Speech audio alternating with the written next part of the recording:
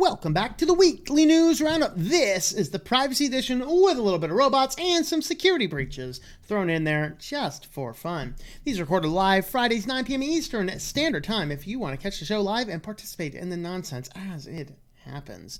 And we're going to go ahead and jump in. Google Play is going to start requiring the privacy nutrition labels, the same as Apple did. I will remind you that Google updated their apps the day before those privacy notices were required, and then they refused to update them until so long that Google flagged its own app as not being updated lately. I will remind you of that, but now they're going to be like, oh no, we're going to have the safety features in there too, because everybody has to copy what Apple does, because Apple must be the king of Silicon Valley.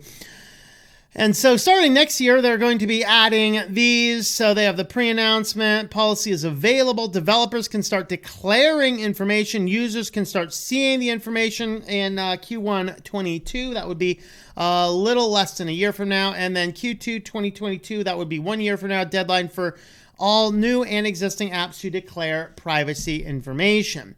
A lot of this information is available, at least on the website, although the pop-ups do not occur. But don't worry, companies like Facebook and Instagram are still around, and they are going to be telling us among one of the things in their notices, they're allowed to give a pop-up prior to that notification. And one of the things of the pop-up is that it keeps it free of charge, which begs the question. Now, Instagram, okay, maybe. Would anybody at this point pay for Facebook? I mean, I wouldn't pay for any of them. I think most of my audience here probably wouldn't pay for any of them either. But would anybody actually pay for these services? I guess some people would. That's why I left the MeWe account behind, because it's like, pay us to have a business page on the thing that only has like 5,000 users. I don't know. I'm sure they're bigger than that by now. But here you can see the pop-up here on Facebook on the left and Instagram on the right. The second one down here. Help keep Facebook free of charge, because we might start charging you money. We're going to take advantage of that long-running internet conspiracy theory and share this post or Facebook will charge you. You don't share your private details, Facebook might start charging you. What would you do without the horrible algorithmic propaganda directly in your news feed? Really, people, what would you do? You might have to pay for your propaganda. And Instagram has the same thing. Help keep Instagram free of charge by giving us all of your data. Yeah, go ahead and hit no on that. You don't actually need that. Oh, here's a little post, and it begins. Facebook, Instagram, explore additional scare tactics. Yeah, they just resurrected an old one from the internet. Come on, that's the way it goes.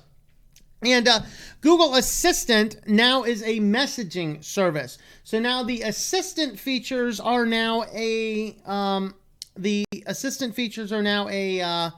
messaging system as well. So I guess your device can listen for you at all times and then share messages back and forth. I just think that this is starting to develop the whole thing into one giant telescreen. Oh, that way. Telescreen. I always forget which side of my things are on. There you go. And so we got the telescreens up there, and it's just moving that way. So your Google messaging stuff on speakers, displays, and phones, now it's going to be integrated with messaging type stuff as well. So I don't know. What's the message? Put your helmet on, fool.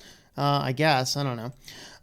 So there we have it there. You can go ahead and leave messages now through all these things. There you have it. So I guess the final take home message here, guys, is if we go ahead and do that and start working towards integrating all these things into one device, don't complain to me when the whole world basically shuts down and sucks you into it all, because I've been warning you the whole time. So just an FYI.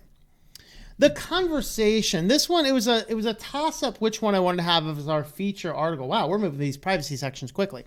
The conversations came from Vince Down Under. Thank you, Vince, for this one. And this one here kind of gets into the voice profiling revolution. Now, this is not a brand new thing, but it's starting to make its way around. So I remember a friend of mine, his brother had passed away last year or so. It might have actually been 2 years ago by now. I've come to think of it. I don't know. It was a while ago.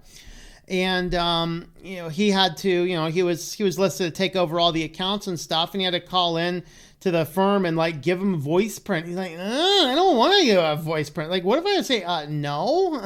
And I would encourage you guys, no, don't participate in this kind of stuff. But what this is getting into is it's getting into this idea of voice printing. So it kind of makes me wonderful that I can do all sorts of weird voices. And I might just start randomly doing that just for the fun of it. Why not? Because you might just want to keep people from getting your voice print, but that's kind of what it's going on here. You decide to call a store, and this is where it's getting to first. You call a store to ask them something, and as you dial, the computer artificial intelligence company hired by the store, oh great, it's the computer of an artificial intelligence company that the store hired is activated. It retrieves the analysis of the speaking style you used when you phoned other companies. So going back to the tinfoil hat time I did at the beginning of the year, and we looked at Patron Scan. And Patron Scan, you go in, you scan your ID, and technically they're following the letter of the law, but they have this giant database of about everybody. And if the bar, 5 blocks away flagged you as, somebody that shouldn't be in there simply because the bouncer doesn't like you or something, I don't know. And they flag it, and now everybody else who uses the Patron Scan system has a just cause to kick you out. Well, the same type of stuff is happening. If all of these companies are just hiring these other third parties, and then these other third parties are getting their tentacles into here, and the same company is hired by 8 different companies, they can start to follow you around from business to business to business, analyzing your voice, determining it is you, and then, of course, deploying their algorithm of you onto whatever you want. And this becomes very frightening. Computer has concluded you are friendly and talkative. Yeah, they haven't gotten me on one of those machines yet. If they do, it'll be like, we'll put it this way. Never mind. I did learn this. If you say about 4 or 5 swear words in a row to PayPal's automated system, they will attach you to a customer service representative, unless they've changed something for a while, but I don't know. So the hypothetical situation may sound from some distant future, but automated voice-guided market activities like this are happening all the time. If you hear this call is being recorded for training and quality control. It isn't just the customer service representative they are monitoring. It is you as well. So what they're doing is they're utilizing these to analyze voice prints, to tie identification, basically creating databases now of voice samples in addition. How much you want to bet Clearview ID was doing some of this stuff as well, right? So Clearview AI, whatever, Clearview ID, where did that come from? I don't know. Clearview AI is doing that. So they're already taking video, they're taking pictures, scanning this in. Is it that much of a step to say they probably were doing the voice print stuff too? Because they're scraping video platforms, and people just didn't know to think about that. But who's to say they don't have that already? That'd be an interesting thing to look into. And so basically the idea here that we want to get at is, as much as I hate using text messaging, maybe it might be a safer platform because I don't really want to be passing voice print information onto these other, onto all these companies. So maybe it is better to stop talking to them. I don't really want to do voicemail either. Maybe it's email. I don't know. I don't even know what it is anymore. Like one company and I'll support the devil in Amazon, I guess. I don't know.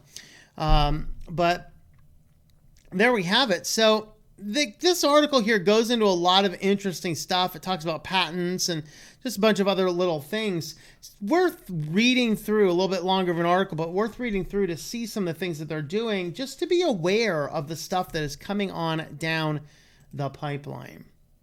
And on to our feature story.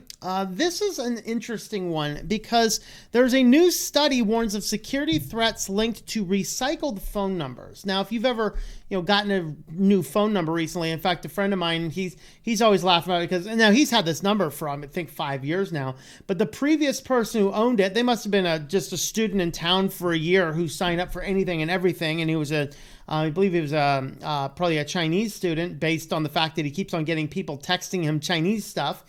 And that guy was pretty much attached to everything. Well, what the hackers have found that you could do is, as people abandon their phone numbers for new ones or whatever else they're doing, is they don't often think to go in and deactivate those phone numbers on other accounts. And so what happens is, as you're going on to a system to try to get a new phone number, you can kind of, in many cases, you can select between a few phone numbers. So what they might do is go to sign in, have a look at the phone numbers being offered and see if there's any connections to any accounts, like a Google account, for example. And if it's there, then they go ahead and take that number. Now they actually own that number. They attempt to log into the Google account. And of course, it's like, oh, send me the SMS message. I forget, reset my account. So they legit own it. So this is like the SIM swap taken to the next level out, where they're not doing the SIM swap breach. They're just taking an old phone number that you had forgotten to deactivate from things. And that is a thing to think about. So maybe it begs the question that phone numbers on accounts should expire on a short period of time, or maybe we just need to add it to our OPSEC cards to sit down and say, okay, maybe whenever something shifts like this, I have to go in and remove this number off of every account. And this, guys, is why I always tell you, don't even attach phone numbers to accounts to begin with. You should not be doing that. But this is a fascinating article to see what they're doing. So in this analysis of 259 phone numbers available to new subscribers of U.S. Telecom, T-Mobile, and Verizon Wireless, the study was undertaken by Princeton University's Kevin Lee and Professor Arvin, whatever that is, one of the executive members. The phone number recycling refers to the standard practice of reassigning disconnected phone numbers from other subscribers and carriers. There's an estimated 35 million numbers are disconnected every year. And then what they're doing here is they're seeing which one of these can be used for account recovery, hijacking things, and then you've lost your account. And then you try and convince them that it's actually not you doing it. Isn't that exciting? Well, if you want to help support the channel, I do have some affiliates. Today we are highlighting A2 Hosting. I've used A2 Hosting for quite a long time, although I have moved my hosting to another provider right now because I needed to do something much more custom for all my clients. A2, though, is an excellent host. I absolutely love what they have to offer. They have shared hosting, VPS, reseller, dedicated domain. Never buy WordPress hosting, guys. Don't buy WordPress hosting. It's garbage. Locks you out of things. Too many problems and complications. But anyway, all the other ones that they have are good, and everybody does that. So you can get your shared hosting for $3. I think you can buy I think it's up to like 3 years you can buy at a time. And then you can do reseller, VPS hosting, and dedicated servers as well. So use my affiliate, tlm.li/A2H, and they will hook you up with some good hosting. So let's go ahead, and I think we're going to have a look at some robot stuff next. So we have a little bit of our new picture today. Yeah, we've got our evil tech pictures back. So Kroger is starting to do express drone delivery in the Ohio regions, Cincinnati and Monroe, Ohio, if anybody is from there and would like to take part in drone deliveries. The cool thing here is that it does not just ship to your home address, it can also ship to your current smartphone location. So if you're out there watching your kid at the soccer game, you're like, man, I could use, I don't know, a Pepsi or something from Kroger, and you can just put it up on the phone, and then drone comes and delivers it right to where you currently are. Epic. So there you go, guys. Drone delivery is starting to become a thing. Kroger is starting to do this. They're getting involved in about everything. It makes me wonder if is Kroger going to become the next giant scary technology company? I don't know. Anyway.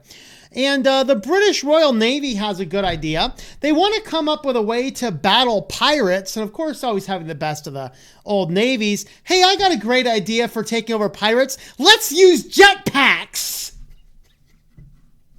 That's right. British Royal Marines explore the possibility of storming a ship at sea with jetpacks. What do they do? Come on over here like Iron Man and blast all the pirates away? Come on, Jack Sparrow! Boom, you know? But here we have it, guys. British military has been exploring the possibility of boarding ships at sea with futuristic jetpacks so that the wearers fly over the water like Iron Man. The jet suit is made by Gravity Institutes. Company released videos Sunday showing how its operations wearing jetpacks and working with Royal Marines to launch from rigid inflatable boats and land aboard ships. There you go. Piracy, of course, is a big problem. We're going to turn that off just in case there's any copyrightable music there. But here we have it. Here we are. We got the pirate. I don't know. I guess they're approaching the pirate ship. Coming on. Coming on, boys. Coming on, boys. I'm getting ready with my jetpack, boys. I'm boarding. Here you go. So there he is. He's flying above. Inboarding. I mean, I gotta say, if I were a pirate and like the Royal Navy's after me and some dude starts coming by with a jetpack, I think I might start needing some changes in some undies there because this is getting a little bit, this is indeed getting a little bit Iron Man-y. Cool application though. I guess if you fall there, it doesn't have little buoys on his arm, but there we have it. So you can go ahead and you can board the pirate ship. We're boarding you. We're boarding you, pirate ships. Oh, there you go. So there he is. He's coming over here, and he's throwing up a ladder for all his buddies to come up now as well. And I guess it's just going to be 007. He's going to go up there and take on everybody else. I don't know. Maybe he'll just get his own his own stuff. Anyway, kind of neat thing. This is the future. The space pirates are coming, guys. The space pirates are coming. Now let's go ahead and have a look at some security. Well, if Peloton, is it Peloton? Whatever they are, they're already having a really bad week. They had like all of their treadmills were recalled after a 6-year-old died on those. And now we've had a data leak. Guys, if you go back when I first talked about these stupid things, I told you, guys, they're collecting all this data. They're going to sell it to somebody. They're going to get hacked. It's going to be breached. Yep. Once again, Tom has discerned himself a prophet because, faulty API let anyone grab users' private data, including weight and gender. I mean, how do they even know your gender? They better have had more than just male and female. I want to see somebody that's an Apache helicopter using Peloton. I mean, they're just hovering above the mat there and everything. So basically, it knows a whole lot about your workout. The data exposes user IDs, instructor IDs, group memberships, workout stats, gender and age, weight, and if they are in a studio or not. So a lot of personal data. This is why you don't want to use internet-connected smart devices, whether it be a watch or a treadmill or anything in between. Don't be doing this crap. You can do just as good getting yourself some offline cheap weights and working out to either a guide or a workout video. I mean, what was the name of that scary dude? Richard Simmons. He taught a lot of people to bust off that flab and make the buns of steel. Go ahead and get yourself some Richard Simmons. If you don't lose weight by the exercise, you will certainly lose weight by the laughing at the hilarity of 80s workout dudes.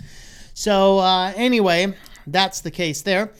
Dell had a security patch going back to 2009. This is a BIOS escalation issue. It does appear related to Windows software, so all of us on Linux, we beat you. So there we have it, guys. But still, this is a vulnerability that allows several different types of escalation up to full administrative levels. There is a patch for it. It's best to remove the DLL file in Windows directory and then apply the patch as you can. So there we have it. Anybody on Dell computers, go ahead and get those updates. Or here's a better thought. Wipe Windows off of that bad boy and switch to Linux. I mean, really. And there is another one that's called 21 Nails. I found that's the name of a company too. I could not find a lot more about this, but just because stupid name. So it's an XM bug that exposes millions of email servers to hacking. So maintainers of XM released patches to remediate as many as 21 security vulnerabilities in software that could enable unauthenticated attackers to achieve and complete remote code execution and gain root privileges on the servers. Discovered by Quilays and reported to XM in October. Was it 10/20/2020? This has got to be a manic. Some vulnerabilities can be chained together to obtain full remote access of unauthenticated code execution and gain root privileges on the XM server, they said. Most of the vulnerabilities discovered by the team, affects all versions of XM going back all the way to 2014. It's a popular mail transfer agent used on Linux-type platforms. 60% of publicly reachable email servers are running the software. So I guess that's what I might be doing some of this weekend, making sure all of my stuff is up to date. So there you go. That's exciting. And, there we have it, guys. You can help support the channel over on Subscribestar. So I am on subscribestar.com/switchedtolinux. You can jump in over there, help support the channel. And we put the links up there to join in on the Thursday call. And we also have, by the way, after the live stream on Thursday, we hang out for about an hour as well. So it's another fun perk to being a direct supporter. So thanks for watching, everybody, and I hope that you enjoy switching to Linux. Thank you for watching this video from Switched to Linux. This channel would not be possible without the backing of the program supporters scrolling on the screen now. You can be a supporter at Patreon at patreon.com/TOMM or at thinklifemedia.com. I also want to thank the open source community who creates such excellent software that makes producing this show possible. Please remember to support your software communities. Thank you, and I hope that you enjoy switching to Linux.